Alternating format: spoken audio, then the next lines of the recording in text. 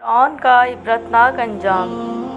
فرعون کا آج سے 3000 سال قبل جب مصر میں فرعون نے بنی اسرائیل پر ظلم و ستم ڈھائے اور انہیں اپنا غلام بنا لیا، تب موسیٰ علیہ السلام کو اللہ تعالیٰ نے حکم دیا کہ اب وقت آ گیا ہے کہ تم بنی اسرائیل کو مصر سے نکال کر باپ دادا کی زمین کی طرف لے جاؤ۔ اللہ تعالیٰ کے حکم کے مطابق موسیٰ علیہ السلام اور ان کے بھائی ہارون علیہ السلام بنی اسرائیلیوں کو لے کر رات کے وقت روانہ ہوئے۔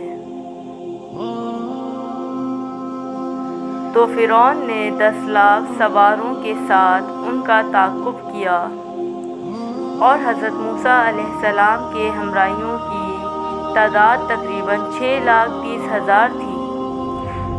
بس حضرت موسیٰ علیہ السلام ان کو لے کر پانی کے کنارے پہنچے۔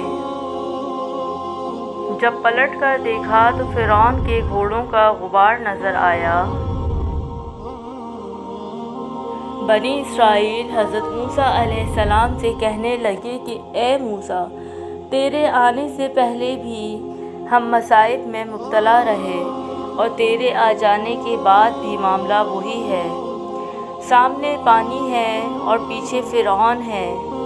حضرت موسیٰ علیہ السلام نے ان سے کہا کہ مجھے امید کہ خدا تمہارے دشمن کو ہلاک کر دے گا اور تم کو زمین کی حکومت عطا کرے گا۔ حضرت یوشع بن نون نے عرض کیا کہ اب کیا حکم ہے؟ تو حضرت موسیٰ علیہ السلام نے فرمایا کہ مجھے حکم ہوا ہے کہ پانی پر عصا ماروں، اور خدا نے دریا کو وحی کی تھی کہ وہ موسیٰ علیہ السلام کے عصا مارنے سے اس کی اطاعت کرے۔ بس حضرت موسیٰ علیہ السلام نے جب پانی پر اپنا عصا مارا تو اس میں 12 راستے پیدا ہو گئے، جس میں بنی اسرائیل کے ہر قبیلے کے لیے الگ راستے تھے۔ بس وہ کہنے لگے کہ ابھی راستوں میں کیچڑ ہے، ہم ایسے راستے سے نہیں چل سکتے۔ بس خدا نے باد صبا کو بھیج کر راستے خشک کر دیے۔ جب داخل ہوئے تو کہنے لگے کہ ہم ایک دوسرے کو دیکھ نہیں سکتے، نہ معلوم کہ دوسروں کا حال کیا ہوگا۔ حضرت موسیٰ علیہ السلام نے اللہ تعالیٰ سے ان کے حالات کی شکایت کی۔ بس وحی نازل ہوئی کہ اپنے عصا سے دائیں بائیں اشارہ کرو۔ چنانچہ حضرت موسیٰ علیہ السلام نے ویسا ہی کیا تو پانی کی دیواروں میں ہر 2 طرف سے دروازے پیدا ہو گئے کہ وہ ایک دوسرے کو دیکھ سکتے تھے۔ جب فرعون ساحل پر آ پہنچا تو اس کا گھوڑا پانی میں داخل ہونے سے گھبرایا۔ بس جبرائیل بصورت بشر ایک گھوڑی پر سوار ہو کر فرعون کے گھوڑے کے آگے ہو گئے اور پانی میں داخل ہوئے، تو فرعون کا گھوڑا بھی پیچھے داخل ہو گیا۔ اس کے بعد فرعون کا لشکر بھی داخل ہونا شروع ہو گیا۔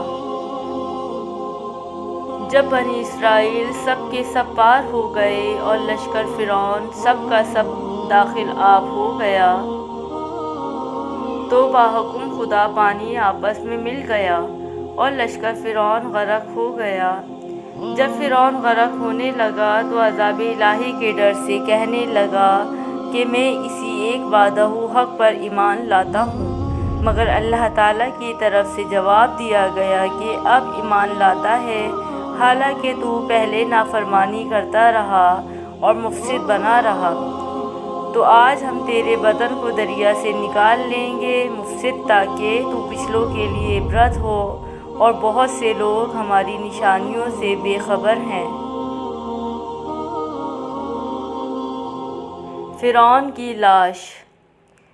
قرآن کی تعلیم صحیح ثابت ہوئی اور فرعون کی یہ لاش 1881 کو بحر احمر سے ملی، جو کہ آج بھی مصر کے عجائب خانے میں موجود ہے۔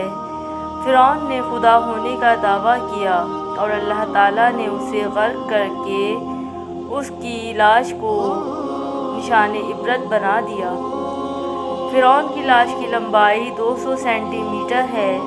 فرعون کی لاش 1235 قبل مسیح میں سمندر میں ڈوبی ہوئی تھی۔ 3116 سال سمندر میں پڑے رہنے کے باوجود یہ گلنے سڑنے سے محفوظ رہی۔ یہ واقعہ اس بات کا ثبوت ہے کہ قرآن مجید ایک الہامی کتاب ہے۔ سبحان اللہ۔ فرعون کا اصلی نام کیا تھا؟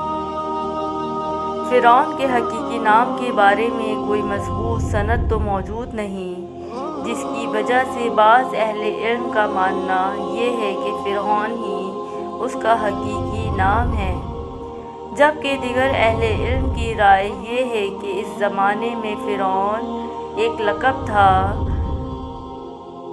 جو قوم عمالقہ کے ہر بادشاہ کو دیا جاتا تھا۔ اس حساب سے فرعون کا حقیقی نام ولید بن مصعب بن ریان تھا، جبکہ بعض اہل علم کی کتابوں میں فرعون کو قابوس نام بھی دیا گیا ہے۔ اگر ابھی تک میرا چینل سبسکرائب نہیں کیا ہے تو پلیز سبسکرائب کر دیں، لائک کر دیں، شیئر کر دیں اینڈ کامنٹ کر دیں۔